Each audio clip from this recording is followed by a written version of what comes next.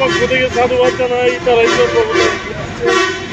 আমরা প্রশাসনের প্রতি দাবি জানাচ্ছি গাজীপুরের সাংবাদিক সমাজ তুহিন হত্যাকাণ্ড সহ গাজীপুরে ইতিপূর্বে সাংবাদিক একাধিকবার হামলা হয়েছে, আমরা নিরাপদ নই। এই 24শে জুলাইয়ের পরে যে গণঅভ্যুত্থানে যে নতুন একটি দেশ হয়েছে, আমরা ভেবেছি গণমাধ্যমের স্বাধীনতা থাকবে, সাধারণ জনগণের নিরাপত্তা থাকবে। আজকে মানুষ নিরাপত্তাহীনতায় ভুগছে। কেন এই নিরাপত্তাহীনতা? প্রশাসন চাইলেই এ ধরনের দুর্বৃত্তায়ন নির্মূল করা সম্ভব।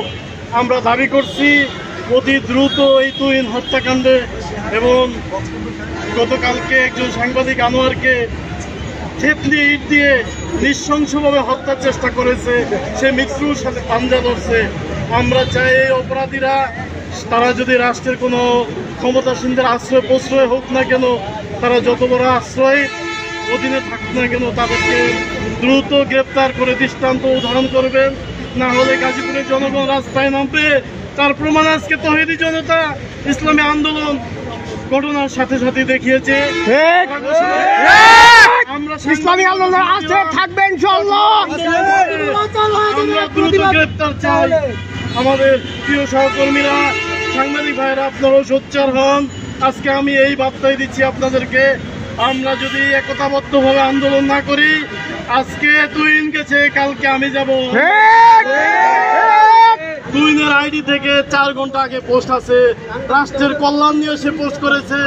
এই রাস্তায় জনগণ চলাচলের অসুবিধা এই পোস্ট করেছে, তুহিনের আইডিতে আছে। তুহিনের আইডিতে আছে। আমরা কিছুক্ষণ আগেই জানতে পারছি এই সন্ত্রাসীরা এখান দিয়ে মহড়া দিয়েছিল, তাদের ভিডিও করেছিল। সেই ভিডিওকে ধারণ করার কারণেই তাকে দৌড়িয়ে আসে এখানে। সর্বশেষ সে আশ্রয় নিতে চেয়েছিল এই দোকানটির ভিতরে, এখানেই সামনে কুপিয়েছে। আমি মনে করি এখানে অনেকগুলো সিসি ক্যামেরার ফুটেজ আছে, প্রশাসন অতি দ্রুত তাকে চিহ্নিত করতে পারবে। আমরা এই দোষীদের অতি দ্রুত গ্রেপ্তার দাবি জানাচ্ছি। সবাই ভালো থাকবেন, সবাই আমাদের পাশে থাকবেন ইনশাআল্লাহ। আসসালামু আলাইকুম। ইনশাআল্লাহ। ইসলামী